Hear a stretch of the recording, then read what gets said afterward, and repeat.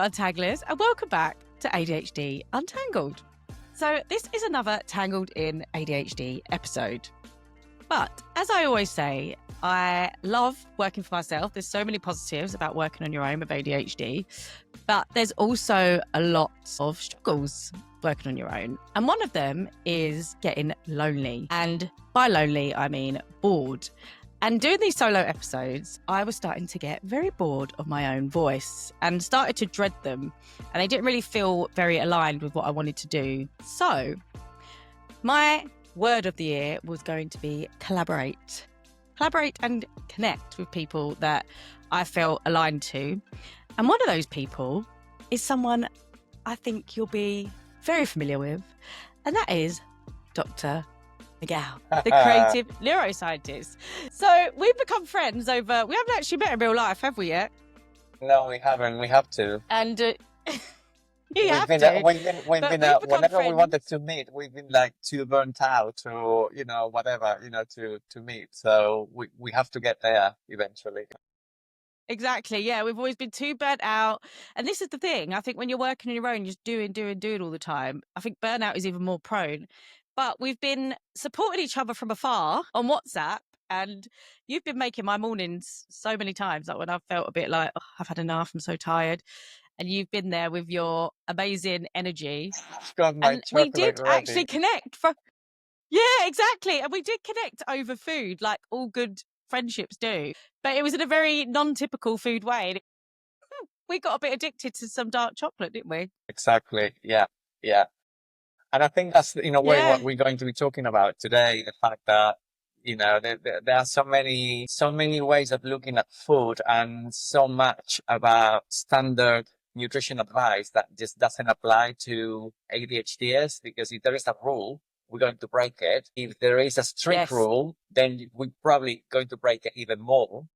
And there's a lot of baggage in our relationship with food as well, in terms of, we binge and then we feel bad because we binge. So we forget to eat because we may be on meds, and then you forget to eat, or you forget to eat because the world is just too much. And, and eating is another thing that feels like a demand. And then you end up not eating, and then you're ravenous, and then you kind of like stuff your face with Doritos or something because that's the first thing that you find. And, there's a lot of that goes on in ADHD. And I think, in a way, it needs to be normalized as part of ADHD, as opposed to just feel like really bad. Oh my God, you've just eaten all this ultra processed food, or you're going to die because ultra processed food is really bad for you. Well, it might be, but if that's what you managed to eat today and you have to eat, it's probably going to be better that you ate some processed food that rather than not eating at all. So there's a lot of this stuff that I hope that we can get, we can explain also from a science point of view, but not, I like to see myself as a scientist, that I'm not on a mountaintop, kind of like saying, look, I'm the scientist and I'm going to give you all of this kind of evidence, and you need to listen to me. I'm kind of like just talking to you as an ADHD, autistic person who happens to be a scientist as well, but I have a lot of lived experience of what it feels to be an ADHD, to be autistic, to not know until my late 40s that was the case. So I've gone through a lot of shit through my life, not trying to figure out what everything was, and a lot of restriction. We're talking about food today, so a lot of restriction in my diet, and a lot of going on to the latest trend and thinking, oh my God, I'm doing so well because I'm doing like the blah, blah, blah diet, or like, oh, I've just lost 5 kilos on keto.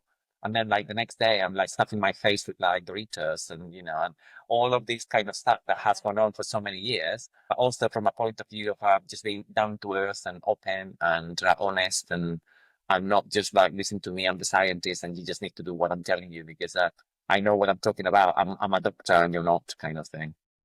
Yeah, that's bullshit. So we're going to call it Soulful, Entangled in ADHD and Soulful Science. So we've been trying to figure out like what we're going to call this, and we've come up with Soulful Science. So what is Soulful Science to you, Dr. Miguel? Well, I guess it's a reflection of where I am, in a way. It's kind of like I've always known that there is something greater than just us, whatever you want to call it. Some people call it God, some people call it nature, some people call it spirit or whatever. And then obviously in science, that's kind of like a bit of a no-no, because it's like science needs to be all precise and objective and so on. So like the soul or the spirit or what your body is actually telling you is ignored to a certain extent because it's all Mm, about rationalizing, it's analyzing.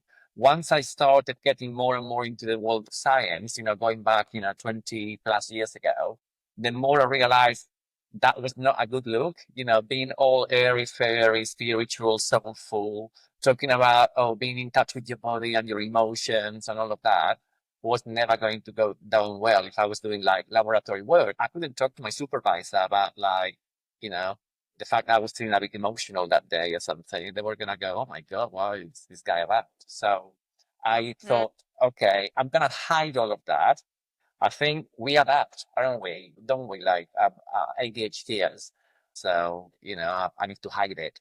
And then once I kind of like did all of that and like, I think, okay, well, what next? I'm like a chartered biologist and like I published a bunch of papers and I've done clinical trials and everything else. And I'm thinking, I'm going through a lot of shit in my life and like I'm like trauma is popping through from like things that I've experienced before and I'm letting myself be more at ease with it. And like it's the journey that I've been mm. on for the last probably 5, 6 years. And I thought, sorry, I just want to like blend the two. So why cannot science acknowledge the fact that emotions are really important? I mean, we know that emotions are important. You can measure them. You can measure stress and anxiety and things like that. But like the subtle emotions, what your body's telling you, what you feel in your body when you're actually drawn to go to the fridge because you're bored or because you're stressed and you're not managing your emotions. And then you think, oh, wow, the food is there. Oh, wow, my 85% is there. I'm going to go and get it. I'm going to go and get like a square of my dark chocolate because that gives me a bit of, whatever I'm missing. And it's replacing that chance to sit with yourself and think, okay, I'm feeling 10 things at the same time because we do because we don't even feel just Mm. like one emotion at the same time. We don't even know what we're feeling, but we're full of those emotions. And I think there's space for that and there's space for acknowledging that, call it soul, call it spirit, call it whatever, and there is science alongside it. And one doesn't negate the other. They kind of like complement one another. So I think that's what makes the soulful science interesting, that it acknowledges that you are a person underneath all the hard science. There could be soft science as well as hard science. Sorry, I've gone around the houses, kind of like very Yeah. typical No, I love Tangled that. This ADHD. is honestly, it's so there's so much in that, and I think it describes so well the extremes of. Well, we all live in extremes, but I think your story is very similar to mine, but also I suppose everybody in the community can relate. Is like we tend to go to these extremes in a lot of things in life. Like you said, you went really spiritual, and then you went in really into the science. But soulful science is bringing the two together and trying to find your own version of what that balance is. Right. So, food and mood, we're starting with today. Yeah. So, tangled in ADHD and food and mood. What would you say has been your? So, we start with like I suppose the struggles, like starting that place of awareness.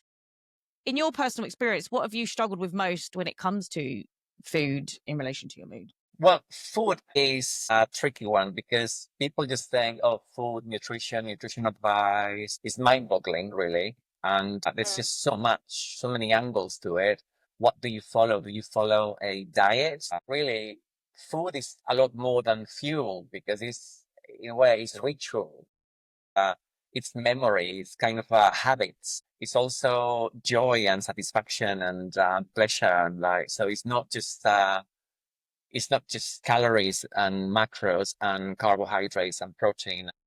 Protein is super trendy now, and I agree it's really important for ADHDers, but it's not all about how many grams of protein you're going to cram into your day. And I think for me, I've seen it from different angles because I started working in nutrition and working with people one to one, and then I went more into the research roles, and so I've seen that from different angles as well. And I had my own experience. So my own experience from being a teenager was that I was very much into binging. So I've got this kind of like quite addictive personality. I think food was for me a way to feel safe as well because of childhood trauma, abuse, neglect. Then food became kind of like a safe haven for me. So it was a way to regulate, basically, a way to get my nervous system to a place of safety. And I learned that in a way, from binging. So I thought, like, if I binge, then I get all of that. I wanted to comfort myself, so I felt safe.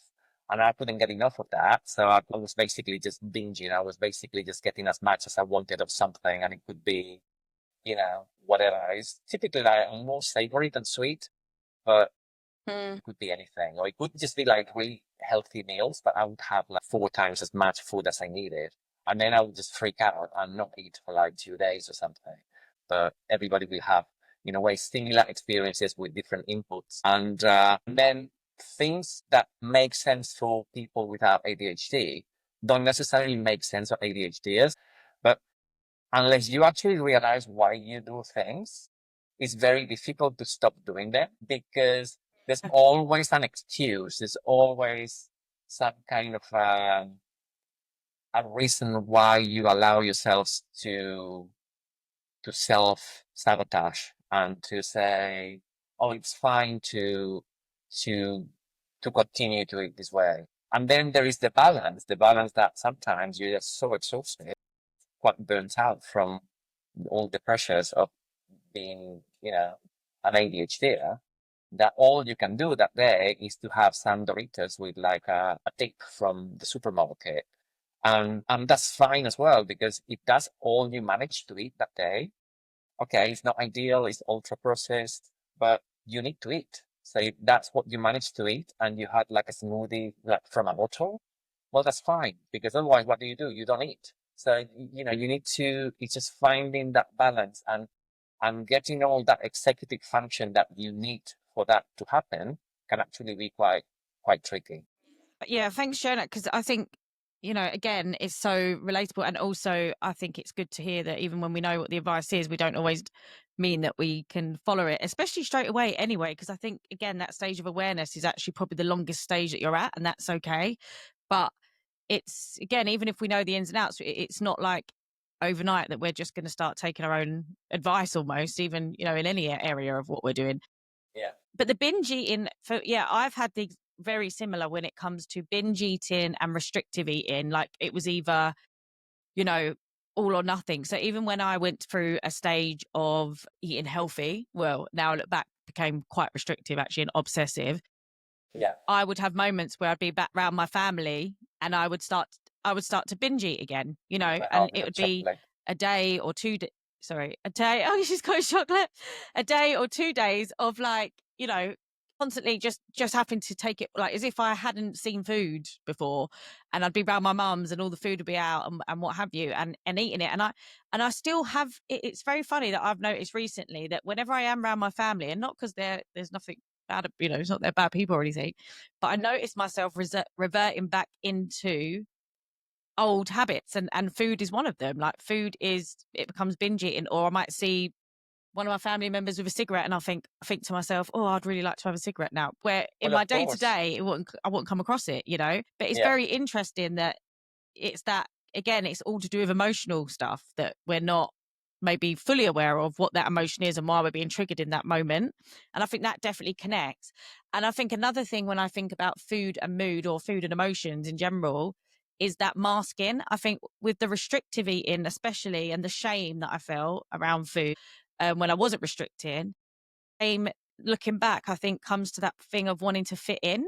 And I never felt confident in myself. And, so I think food became one of those things that when I felt out of control and didn't know why I felt out of control in my mind at the time, I think food became the easiest thing that I felt I could start to control, and a way for me to then feel accepted in my environment. And I think Completely. the more weight I lost, the more I felt confident. And then the more I felt like I can be accepted now here. And I Completely. think that Yeah. relates to a feeling, doesn't it? Yeah, completely. I spent 5, 6 years working in addiction, in nutrition, neuroscience, microbiology, kind of like gut brain, and a lot of this that you said, because we do tend to have kind of these addictive personalities, and it's not that we're all going to be, having issues with drugs or with alcohol or gambling, or it could just be literally just seeking that dopamine where you can get it. And obviously some elements will be, some of the things that you can get addicted to are more dangerous than others. But there is that element of um, being addicted to that control as well. So you have that control that feels like safety. And it actually, that feeling of control can feel quite rewarding because, again, it just makes you feel centered even for a moment. And you think, okay, well, now I can see my body in a way that I didn't see it yesterday. I've lost 1 more kilo or something. And that gives you a satisfaction that is fleeting, but it's there. So being addicted to control is definitely a thing, and it happens a lot in kind of like addiction issues. Another thing that happens a lot in addiction issues, and anybody who's actually gone through addiction issues to alcohol and substances and so on, and you're going to 12 step process and so on, is cues. You have cue, you have person that you feel like doing something with, or you have a place that you feel like doing something at. So, and typically it could be your partner in crime from like 20 years ago when I was like, 20, probably like for me, it's like 25 plus years ago when I was like in Ibiza on a podium. And like, if I can guarantee if I get together with like some of the people that I went to those places, I'm gonna feel like being cheeky again because it's kind of like, oh, they're my party people. So Yeah. I feel like being naughty. I'm not sleeping for a week, but and it's not something that I want to do anymore. But there's that kind of like memory. It's your body memory. It's like your body almost like craves something that you haven't had for so long, but it's there.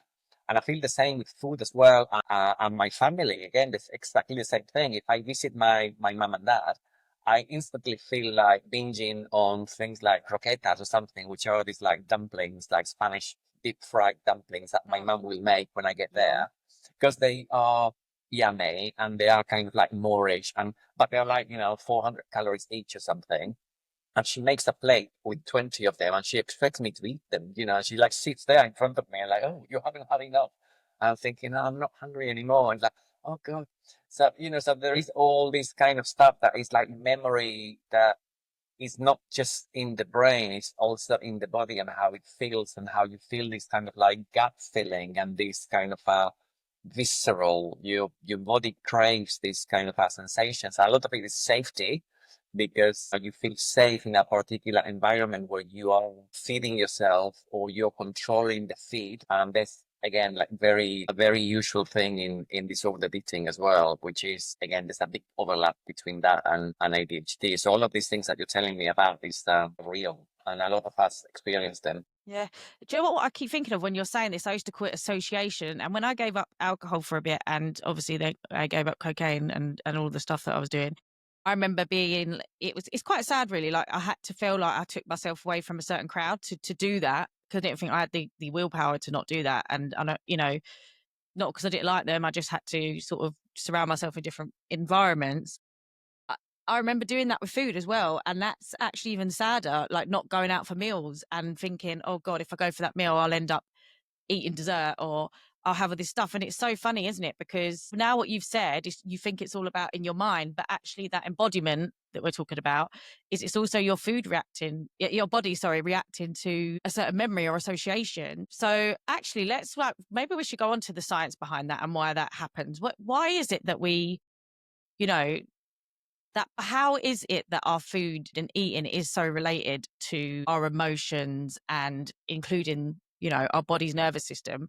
How does it connect? So it's complicated, but it connects mainly through the gut and how the food that you eat needs to be broken down into tiny pieces that your body can use in repairing cells and, like vitamins that reach certain organs and so on. And that happens at different stages through the gastrointestinal system. So from your mouth all the way down to the colon, to the large intestine. And when you eat something already in the mouth, you're producing saliva that has some enzymes that starts breaking down some carbohydrates because then carbs have the chance to be broken down for immediate release of energy already from the upper part of the gastrointestinal system. So saliva already starts playing a role in that. And then you have your pancreas that starts producing juices and pancreas is quite high up here, we start producing juices and injecting them into the small intestine. So when the stomach finishes kind of like churning the food and producing the stomach acid, then it's ready to start again breaking down bits of protein into amino acids and breaking down larger chunks of carby kind of foods into smaller chunks that some of them might be already absorbed in the small intestine. But a lot of it, and the most interesting part for me, is the role of the gut microbes. So bacteria, particularly in the gut, that will get some of the foods that you've eaten and transform them. So they're, in a way, they're alchemists. They are kind of like expert biochemists that know exactly what to do with every bit of food that you eat. And they will be very specialized. So some of them will know exactly what to do with the bit of chocolate that I've just eaten, because it has this thing called flavonols, and cocoa flavonols will be understood exactly by some bifidobacteria that will know exactly what to do with them and transform them into a various different things. So into a more understandable way, into an easier to understand form of that antioxidant that I've just eaten with the cocoa, so the body knows what to do with it. And Jealous. also it will transform it into some of these things called short chain fatty acids. So short chain fatty acids are fatty bits of there are molecules that are fatty, so in a way kind of like an oily, waxy, and they do various different things. They nourish the gut lining, so the cells that are coating the lining in the gut, and they also help cells communicate with each other within the gut ecosystem. So they exchange them as currency. So bifidobacterium will basically understand the cocoa flavonols. It will produce some acetate as a result. And then the acetate will be traded with another bacterium called Faecalibacterium that eats the acetate and produces this thing called butyrate or butyric acid. And butyric acid is probably the best studied fatty acid that travels outside of the gut. It goes onto your blood, and through the bloodstream, it reaches the brain. And in the brain, it helps calm down inflammation that might be going on. And it helps with the repair of cells that may be under attack. And why is this is important is because if you look at why do we get depression? Why do we get anxiety? Why do we get different scales of severity of symptoms in autism, in ADHD, in bipolar, in, you name it, dyslexia, whatever. Anything that you look at and you look at what are the basic reasons, or like scientists talk about what are the mechanisms of action in the brain, there's always going to be a certain level of calm or coolness and fire. And if you go to traditions like Ayurveda, for example, or traditional Chinese medicine, they talk about fire. They talk about, in Ayurvedic medicine, they talk about Pitta. They talk about, the fire in somebody's constitution. And that basically tends to relate with inflammation. And if you look at the latest science on, particularly on ADHD, bringing it back to ADHD, there is such a thing as neuroinflammation, which is basically inflammation in the brain. I'm not talking about inflammation that's going to kill you. So it's not an inflammation in the brain that's going to take you to A&E. I'm talking about the basic fight to keep the brain in balance or equilibrium, or as scientists call it, homeostasis, is a little bit tipped towards the more pro-inflamed as opposed to the more anti-inflamed. So there's always going to be anti-inflammation, pro-inflammation, antioxidant, pro-oxidant. And when you eat chocolate, it's got antioxidants. When you eat an orange, it's got antioxidants. When you eat a banana, it's got antioxidants. When you eat apples or lettuce, it's got antioxidants.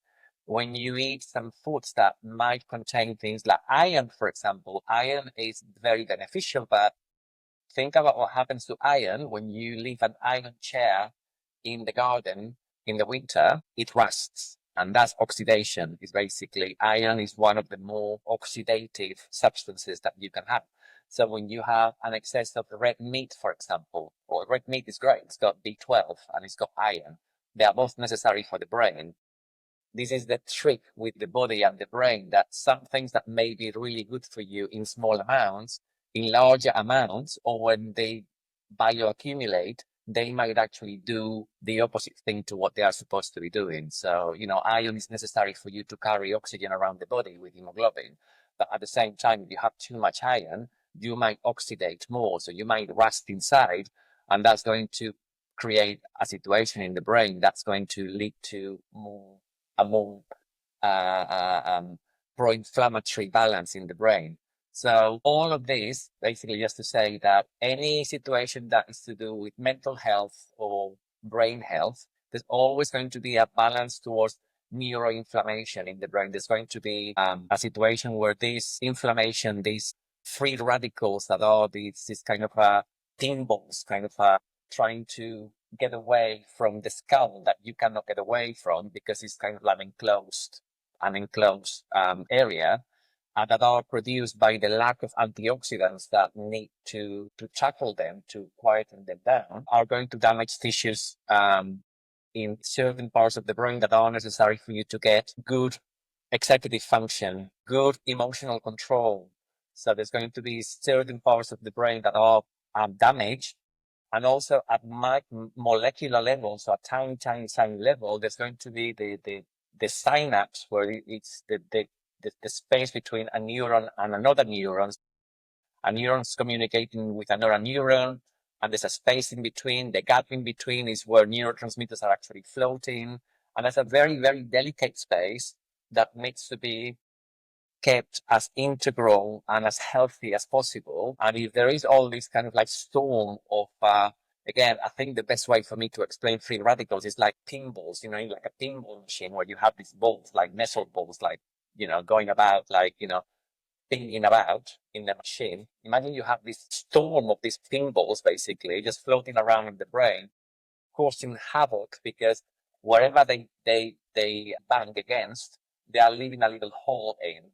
And if you're basically leaving a little mark or a little hole in something that is as delicate as wrapping paper, like a very thin, delicate wrapping paper, you're breaking structures that are very necessary for good dopamine communication, for good serotonin communication. And again, there are many other reasons why people get these conditions. Some are genetic, some are environmental, some are to do with, lack of nutrients, whatever. And they tend to be a mix of all of these things.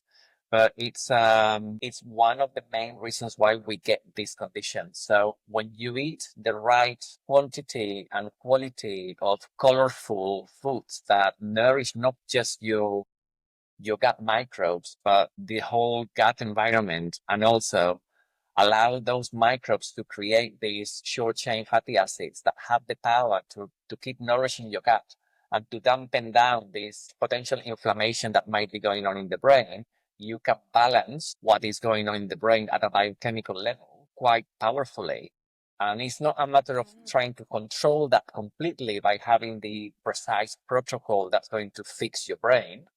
It's a matter of, again, it's being aware of the fact that you have the power to choose fresh, colorful foods that each of them will have something that is going to be potentially a source of nourishment for microbes that are going to break it down, turn it into something that is more bioavailable for the body to use. So the body understands better what it can do with this molecule that has been created by the microbes.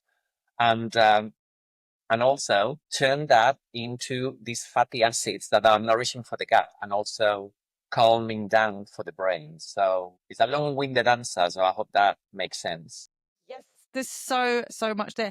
So this explains a lot around why they call it like the second brain, right? Because we hear a lot about this, don't we, in all different ways, and also around the causes symptoms of ADHD in people that may not even have ADHD and things like that. But when you're talking about food, affecting our mood, like when you said about the iron can, cause us to feel like we're rusting inside. Can you clarify? Because I am sitting here thinking now about when I love spicy food, right? So I love chili. I love, curries, all different types of curries. And you were talking about like Aveda. I can never say it. Aveda. Is it? How do you say it? Are you Aveda? better? Is that right? No, Ayurveda. There we go. Aveda is the hair products, darling. There you go. There you go. I think that's what I'm But I always wearing today. remember connecting with the chitta. Is it chitta? That there's one of the ones that is where the Pita, fire or you're meant to pita, cheetah. There we go. Gita, pita with P, pita, like a pita bread. pizza. Yeah, Yeah, right. yeah. So that, and they were. I remember reading something, and it was like, if you're in that, if you're more of, that kind of energy, that actually spicy food and stuff probably isn't good for you. So is there certain foods that I sort of relate that to when I'm sort of, well, that quite anxious energy sometimes and always wanting to do. And actually, in comparison, what I call with ADHD is there's like the can't starters and the can't stoppers. And that's like that can't stop energy where we constantly want to do more and more and more.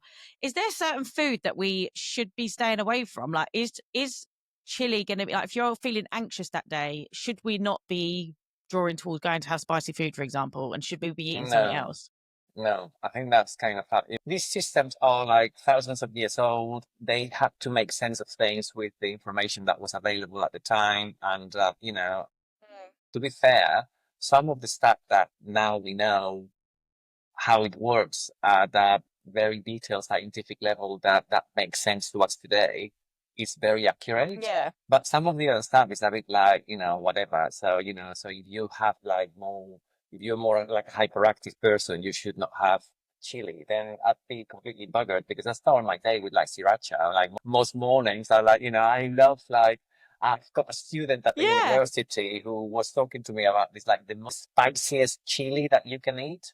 And apparently there's like this sauce in India, Bangladesh. It's called Mr. Naga sauce that is like made with like the spiciest chili in the world. So she bought me a jar yesterday, and I had some, and like, I nearly died because it's like so spicy. Like, literally, you just put a tiny drop in your tongue, and it's like it makes your whole head tingle. So no, we're not supposed to be excluding things like that. We're just supposed to feel No. how you're supposed to acknowledge how it feels in your body. So if you're having something and consistently, you need to go to the loo after having it, but you keep having it. Where you kind of like, a lot of people do that.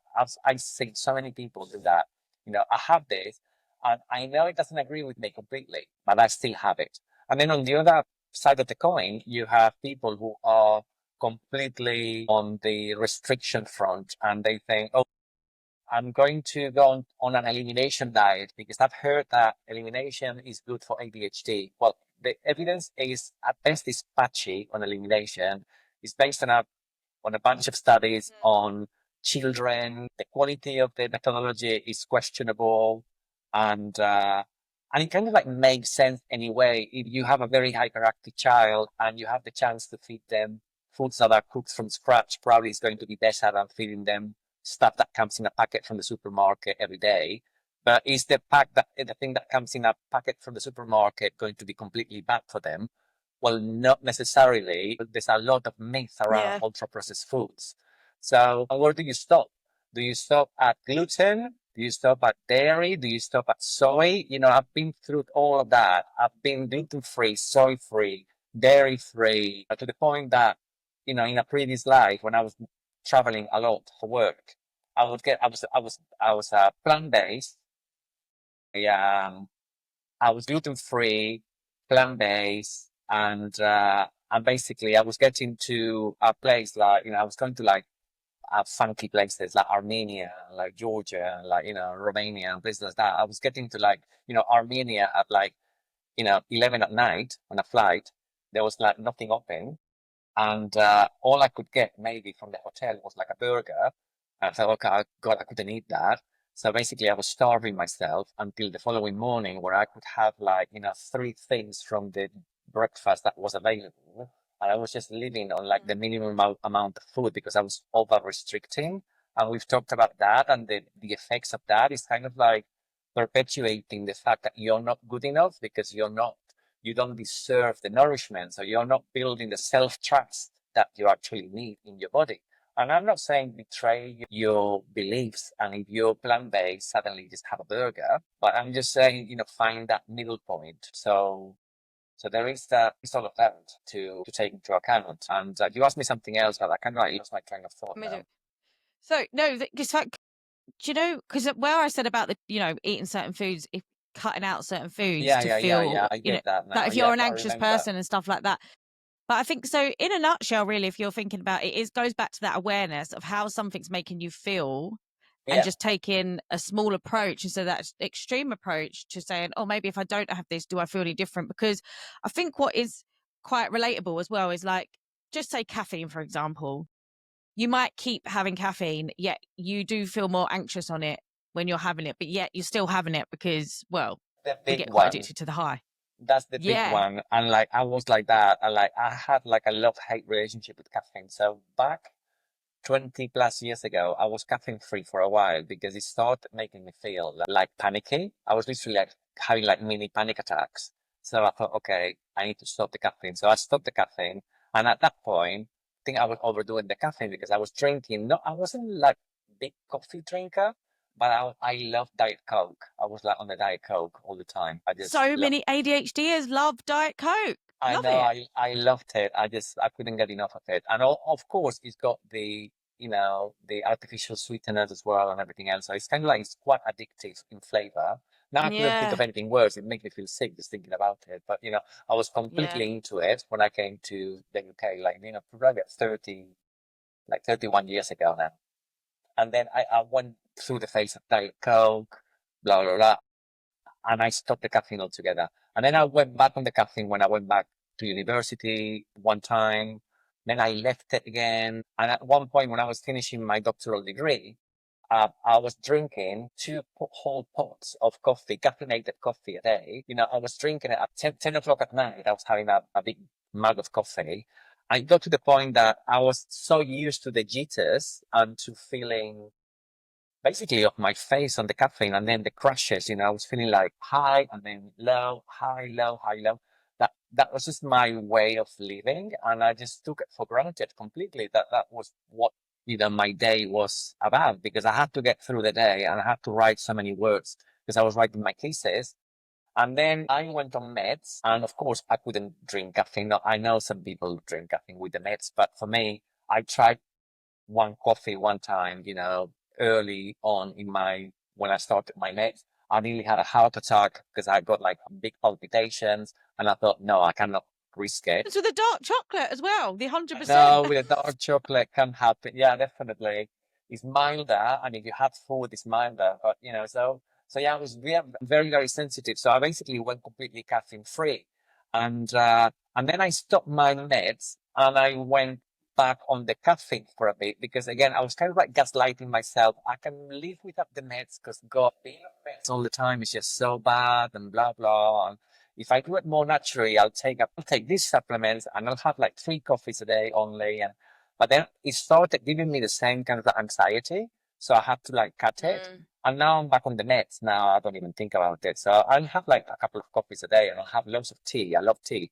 It's all decaf. I cannot risk I have the, decaf tea. the caffeine. So it's about listening to your body. What is your body telling you? For years, I ignored it. I just thought, okay, well, I can feel what my body is telling me, but I'm just going to completely like ghost it. I'm going to ghost my body and like literally ignore the messages because they are not convenient. I Ghosting know our my body is body. telling me I need to go to the toilet, like, 10 times a day because my gut is like all over the place. My body's telling me I'm completely aggy. Then I cannot sleep because I've taken too much caffeine before bedtime. But I thought, oh, I'll just squeeze 1 more hour of writing my thesis by taking another cup of coffee at like 10 at night and be up until like 1 o'clock in the morning and then feel knackered the following morning. I was completely ignoring Yeah. that. I think with all foods, it's about how do they make you feel. Does having more protein in the morning make you feel better? Stick to that.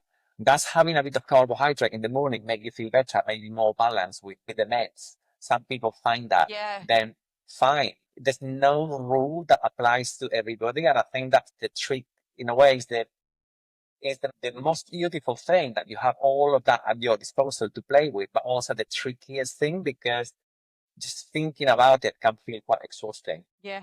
And I think that's great. It's having that coaching question almost like, how does this make me feel without the shame, without thinking you've got to do anything in that moment, but trying to find some presence with what you're doing? Because I think you're right. Like, it's quite empowering to realize that making a tiny change, and it normally is a really small change instead of these extreme things that we go to do with ADHD, like we're going to go keto, I'm going to go vegan, I'm going to go all this, whatever it is we're going to do in these extreme ways, that actually one little shift, like the timing you have your caffeine, or eating before you have a coffee, for example, or maybe not having chili before bed, or whatever it is that you haven't tried and you're a bit curious about.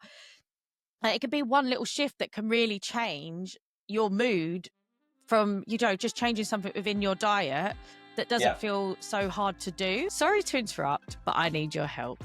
I've just launched the very first CPD certified ADHD coach training for the sports and wellness industry. So whether you're a yoga teacher, Pilates instructor, or sports coach or therapist, or just somewhere in between, this training has been specifically designed for sports and wellness professionals who want to make a real difference. But why? Because it is proven that movement and meditation is game-changing treatment for individuals with ADHD. So now more than ever, we need professionals just like you who truly understand what it's like to live with ADHD. So we can start to lead the way and create accessible environments for everybody and every mind. So if you're ready to create a career that gives you freedom and also allows you to have a positive impact on the lives of others, then check out our website, untangledco.com, and join our first online training this May. Medication's so a big one that you said there, and I really want to go into that because I have been, again, like you, on off med, ghosting myself with medication and all these things. And the shift that so many of my clients just don't do, and when I mention it, like saying, oh, I tried this and this helped with my medication, is I now know I have to have, the days I have medication is protein, and I have to wait at least 15 minutes for it to even get in my stomach. Having that medication at a low dose, I'll start with, like I split them now. Oh my God, the difference the medication has. Completely. It's like a Completely completely has, and that's different just a drug. shift. Yeah, completely. Like you Yeah, feel calm definitely. instead of like racing like this all the time, and so I think this is such a great thing to what you've mentioned there is that actually ask yourself, if you're not if you're feeling like you're a bit anxious or you're a bit low or you're a bit unmotivated, or getting those crashes in the day, how is this making me feel when you have your lunch? How do you feel after you have your breakfast? How do you feel when you fasted and not eaten like for a certain amount of time? And just get curious in certain parts of your day on how your food is making you Absolutely. feel. Is such a simple thing to go away with. Like, it's one question, and it doesn't Completely. mean you have to act on it straight away. And also not ignore the fact that, okay, so there's the meds, but there's also the whole shebang of your life around you. And like when I first went on meds, like my doctors were like completely paranoid. Like, I think like most doctors are, about like typical things. How is your heart doing? So like, can you tell me your beats per minute? And can you tell me your weight? And they were like completely obsessed about like, have you lost the appetite? I'm thinking, oh, look, I'm starving. Because Yeah. the meds can actually make you lose your appetite. But if you have a lot of shit going on around you, like I did at the time, I had a lot of stuff going on around me, like personal dramas going on, then the personal dramas were not being eliminated by the drugs. So the drugs were making me feel maybe more focused. So I could stay at the computer for 3 hours at a time, like typing. Okay, that was fine. But they were not completely negating my emotions, which of course you don't want, because you don't want to be negating the emotions. Whatever the emotions are, they're always going to be a useful messenger. You just need to acknowledge that they are telling you something. What are you feeling that Yeah. and why are you feeling it? So I ended up putting Stop most of, ghosting yourself. well, exactly, and stop gaslighting yourself in a way. I actually ended up putting most of my weight while I was on the meds. So I put on like during So did the, I. I ended up putting like 20 plus kilos while I was like on the bloody meds, and like all my doctors are going, "Are you losing the appetite?" I'm saying, "No, no, I'm cooking. I'm making like sourdough, and I'm having the whole bloody loaf with like butter." I'm so glad you said this, because I felt like I was the only person. I was like, honestly, I know. I was talking I've to put on everybody weight on else. the I know. but I'm I talking to actually thought everybody it else. might And be they're a going, healthy. yeah. They're going, oh my God. Like, I cannot eat when I have my advance or like, my Ritalin or whatever. And I'm thinking, I'm starving all day. And I keep going to the fridge and I keep making like sourdough. I'm like having the whole bloody loaf with like olive oil. I'm thinking, oh, I'm nourishing my microbiome, so it's fine. That was, So it's fine, yeah. I But we know. get hyper focusing on it. But do you know Yeah, what I was thinking? I wondered at one point is because I was restricting so much before yeah, that did the leveling out of dopamine that my brain was craving. And maybe I was getting my dopamine from restricting before because like yeah. we said, there's a bit of dopamine and reward in that. That actually, when I went onto medication, that actually, because it leveled me out, that it, because I put on, to me, it felt like not a healthy amount of weight because obviously there's still that narrative in my head that I think I'm getting fat and whatever. But actually, was it leveling out my dopamine? So then I was more, had a healthy amount of food that I wasn't having before because the dopamine was there and I wasn't having that need to restrict so much. And there is all of that, and I think that's why it's soulful. What you need to, the umbrella of soulful is like so useful because it's all of this that goes on that is completely outside the grams of protein, your metabolic pathways, and your genetics and everything else. Life goes on around you, and your emotions go Yeah. inside you, and you're feeling things about the things that go on in your life, and there's your kind of a all of those beliefs about what is going on. There's a lot more substance to things than just the science and just the exact macros that you need in a day and everything else. Because I was aware of all of that, but at the same time, I went from gaslighting myself that I could lose 5 kilos in 2 weeks to go onto a podium in Ibiza. I feel fabulous, and then had two crisps and a Twix while I was there for a week, and think, oh, I'm so fabulous, I'm so skinny. I went from that to thinking, To me, well, exactly, we've all done it. I mean, like a I lot was of us like, have this is done so it. great. Yeah, exactly. And I come back from Ibiza thinking, oh my God, I feel great. And you look like completely initiated.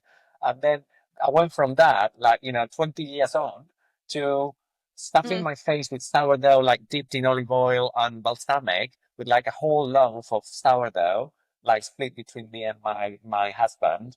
Like, okay, it was COVID as well. So I was bored and all of this kind of stuff. There was a lot of stuff going on. But so I went from that to completely thinking, you know what, I'm gonna go to completely intuitive eating. I'm just going to eat whenever I want, whatever I want.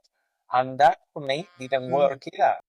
And I'm more No. towards the intuitive than towards the completely controlled, but it needs to be a balance between the two. Okay, so if you're hungry, eat.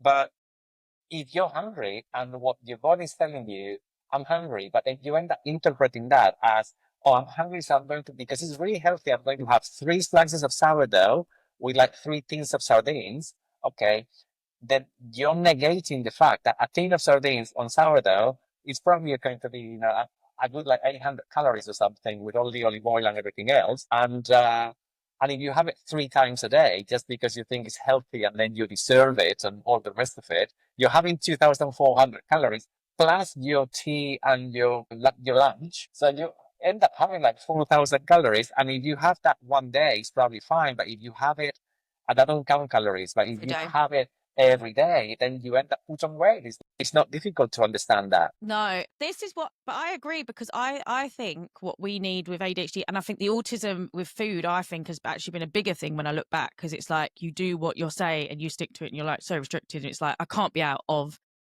this structure that I've got. So, I think there's all of that. But I think if we're left to too much freedom, like in anything, like if I haven't got a element of, I don't even like to call it structure, but like framework, which is a bit more A flexible than framework, structure, exactly. You do need some kind of framework you to need work something. And, on. and yeah.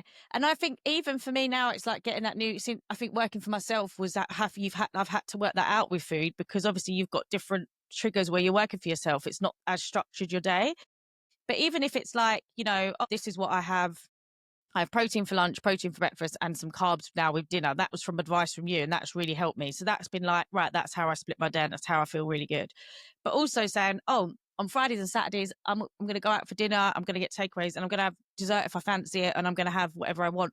I still feel like I need that element of a framework on what days I do what, with, doesn't mean that if I got invited out on a Monday, I wouldn't do that. But I think that does help us. But I think the problem that we have is sometimes our frameworks are very extreme. So finding your own flexible framework that enables you to move.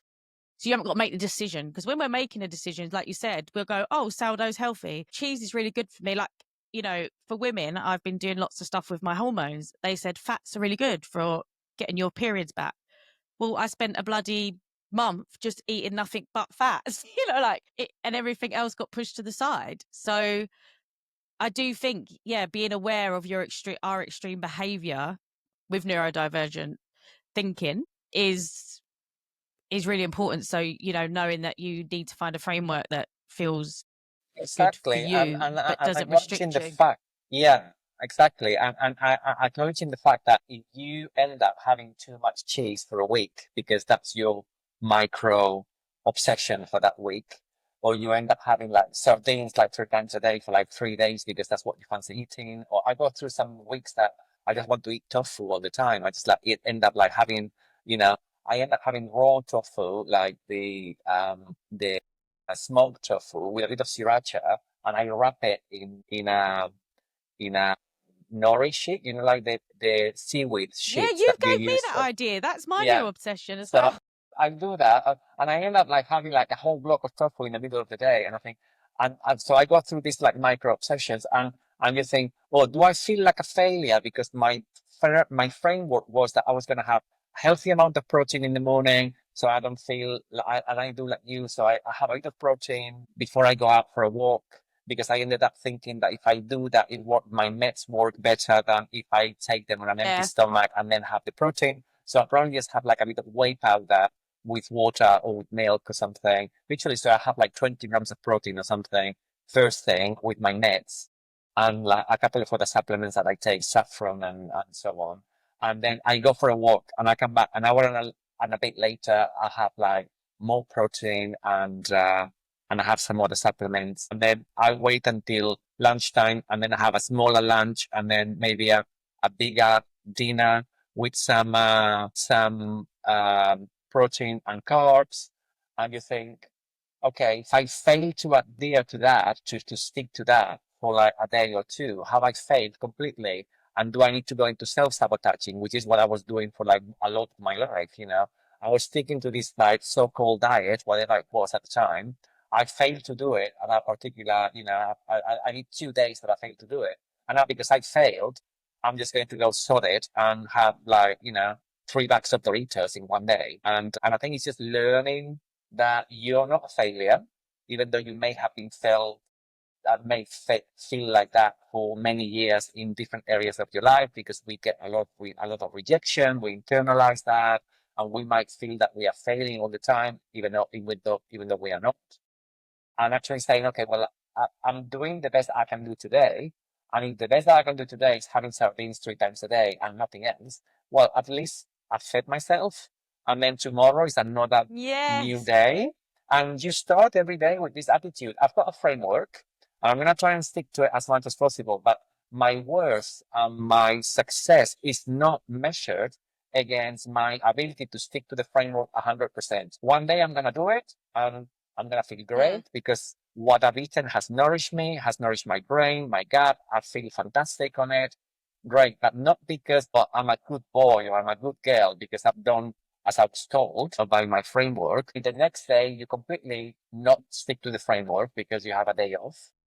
It doesn't mean that you failed and that you need to do something else. So it's just finding that point of balance between these extremes, because you said before that we can be very all or nothing. We can be all for Mm. keto one day, and the next day, oh, I'm so over keto, I'm high carb. And then people don't Yeah. know whether you're coming or going. They don't know how to catch up with you because you're doing a different thing every day.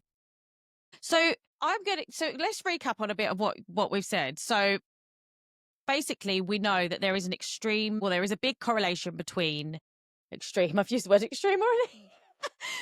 A big correlation between the gut and the brain, and that's largely to do with the fact that what we eat can cause inflammation in all parts of obviously our whole body, but in our brain, and that can obviously affect how we feel.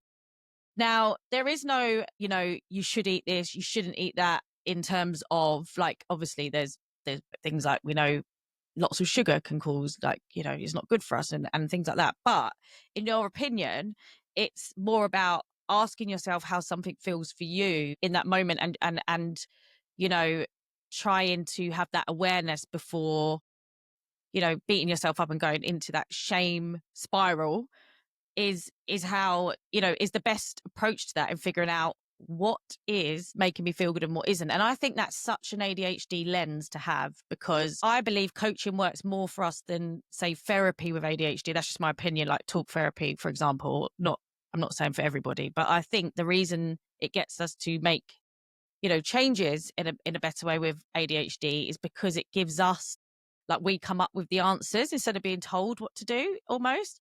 And I think that's why your approach, what you just said there, is like empowering yourself to know that if something isn't making me feel good, I can change that by asking that simple question: how is that making me feel?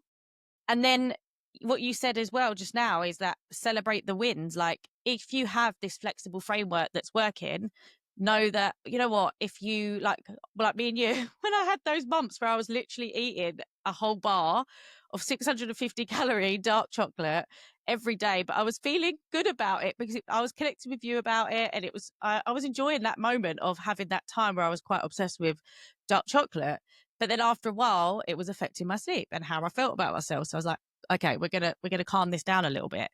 But instead of being shameful about it and just being like, oh, I might as well just continue with this journey and keep, self-sabotage, it was about celebrating the wins. And the wins was like talking to you about it, having a laugh, and, enjoying it in that moment. I started my day with chocolate every day. But then it's also, I think, would be quite a nice thing to add to that is what I call the resparkalization.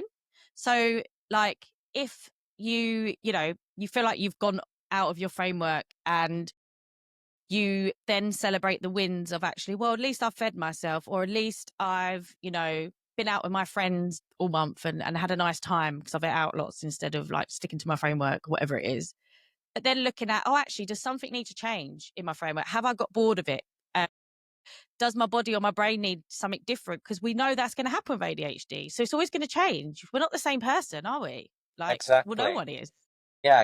And I think that another key message, and probably we need to come back to food because it's such a big thing, but Yeah. also food is just one piece of the puzzle. And I think I've seen it time and time again that you get, again, as we get overexcited about things, we think we can just fix things with one approach. And you think, you find Mm, nutrition, you find food, and you think, oh my God, I just got it. I'm going to restrict all of these foods. I'm going to include all of these supplements. I'm going, you create this like super mega plan that's going to sort out your attention, or you're going to replace your meds with something else. The 100 different variations, but basically you just get this obsession with things. And that to me is the extreme opposite of self-kindness and self-trust. And what we're trying yeah. to build is something sustainable that is acknowledging how your body feels, how your mind feels, how the whole body mind experience of ADHD, because ADHD is not just like a brain thing. It's not like a brain disorder or a brain deficit or a brain imbalance in dopamine. It's not just your body doing something different. It's a whole body mind experience that is just, is different to somebody who doesn't have ADHD.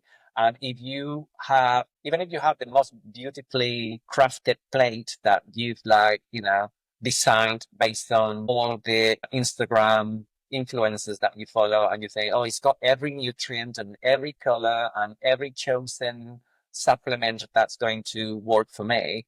But if you're sleep Mm, deprived because you're not sleeping properly, because maybe your mind is racing, or whatever might be going on, the other things going on in your life.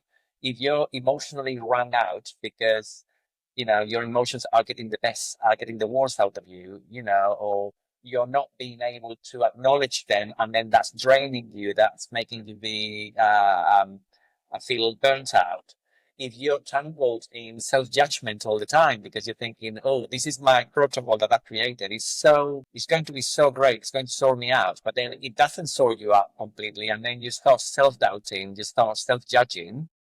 So even the best mm, nutrition, there's only so much that it can do, because there's all of these other elements that you need to take into account. And that's where the soul comes. That's where, you need to acknowledge everything else that is there in your life that you cannot ignore. So nutrition, of course, is wonderful. And I'm all up for good nutrition, good food, and the therapeutic power that that can have for somebody's life. But at the same time, it's not just the only thing in the puzzle. You need to acknowledge yourself and move in harmony with other things that are going on in your life. Oh my God, it's so true. Oh my God, it's so much there because do you know what I was just thinking? It's like, well, this is why I always say holistic of you. You know, like I'm always very taken back when people are like, you know, they have this message of no meds, or there's the other people that are, yes, everyone needs meds, or there's like people that say no one should ever drink alcohol, or no one should, you know, and I'm not saying again that there's probably science behind all of this stuff. But what I think is so amazing is that everything affects, you know, everything connects. And I can say from a previous like time in my life where my nutrition was brilliant, like I couldn't have done it any better at that time according to the rule books of what we see. Exercise, the same thing, meditated, all of the stuff, right? But it became so extreme that my connections had gone. Now, we know that lack of connection is a massive killer for human beings, and actually probably one of the biggest. I think I read somewhere that like it's the same as smoking 15 cigarettes a day if you're lonely in your life, like with no meaningful connection. So it's so important, that message you just shared about that holistic approach and knowing that food is one thing, but there's so much more that, you know, that we need to think about, which is why if someone invites you out to dinner and on your framework that day, you wouldn't normally be in, you know, something as rich or that much food late at night, then maybe it's okay to step outside your framework that day because connection's really important too. And I think that's where that soul side of it all comes in, doesn't it? And just figuring that out for yourself and Yeah, letting go of those exactly. expectations. Like you Yeah, said, the expectations are really important.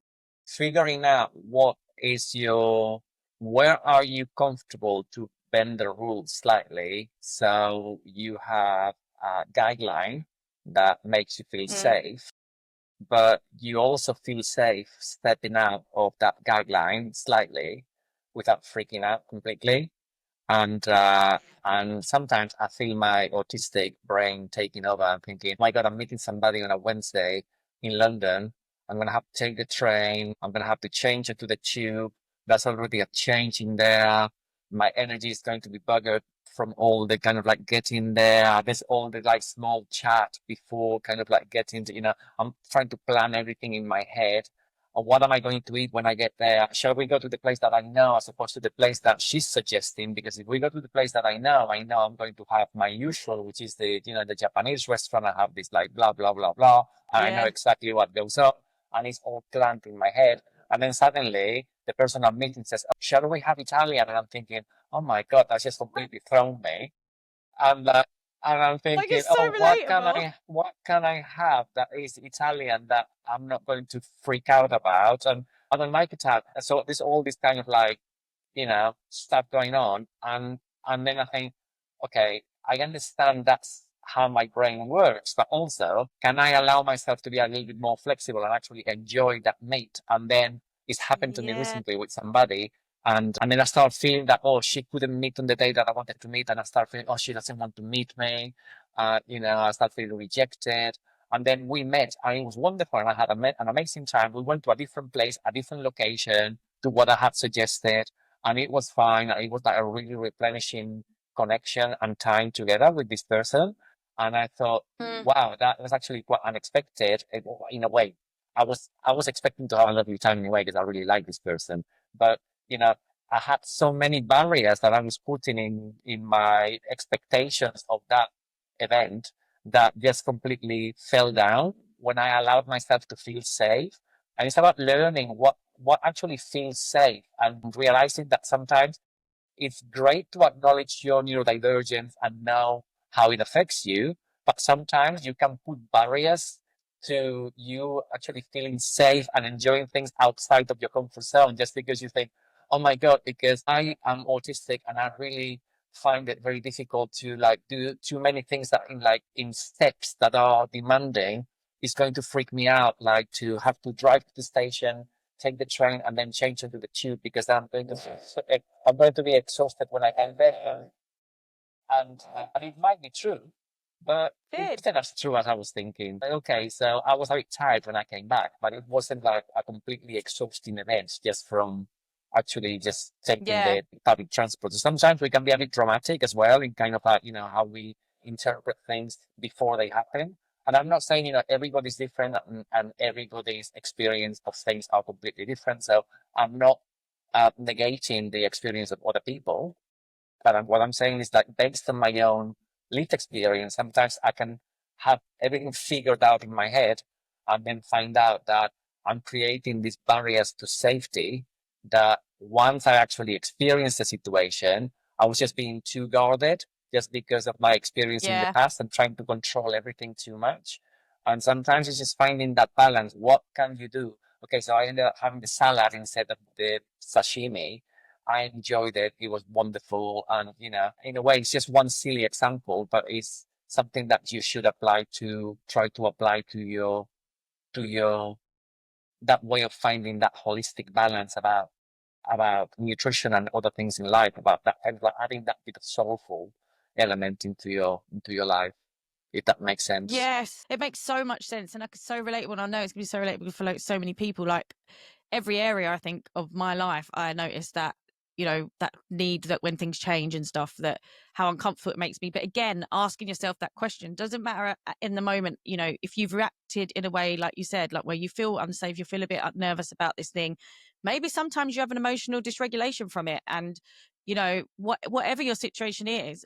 But again, letting go of the shame, having that self-love, and just getting that question when you're in a place to do so.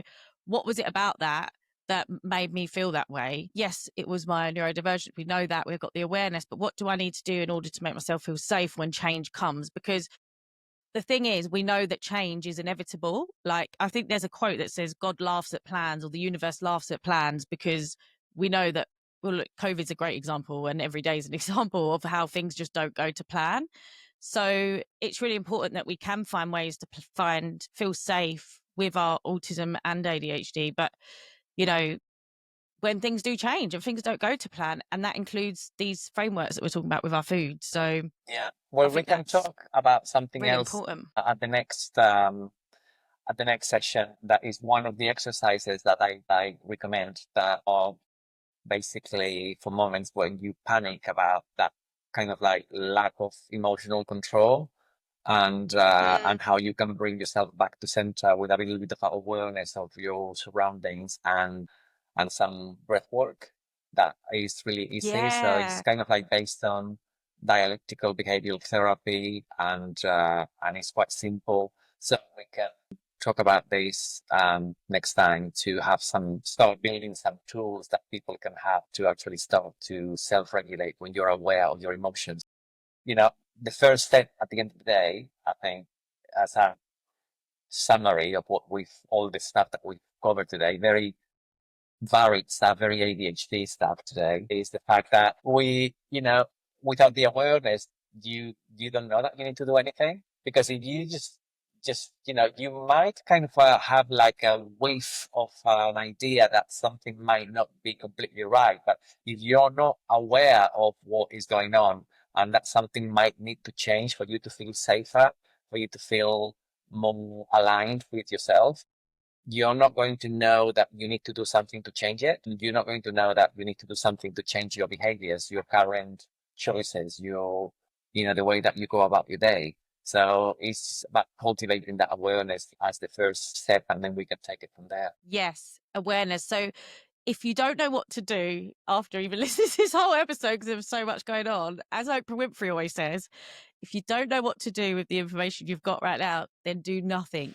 And that is sitting with what you're aware of. And that is awareness in itself, isn't it? Just Absolutely. practice being aware. Definitely. Yeah, exactly. Thank you so much for joining me on the ADHD Untangled podcast. I hope that these episodes are inspiring you to step forward with confidence despite the struggles that you face with ADHD. If you want to find out more about ADHD coaching, retreats, trainings, then check out my Instagram, ADHD_Untangled, or my website, untangledco.com. Let's get untangled and show the world what we are made of.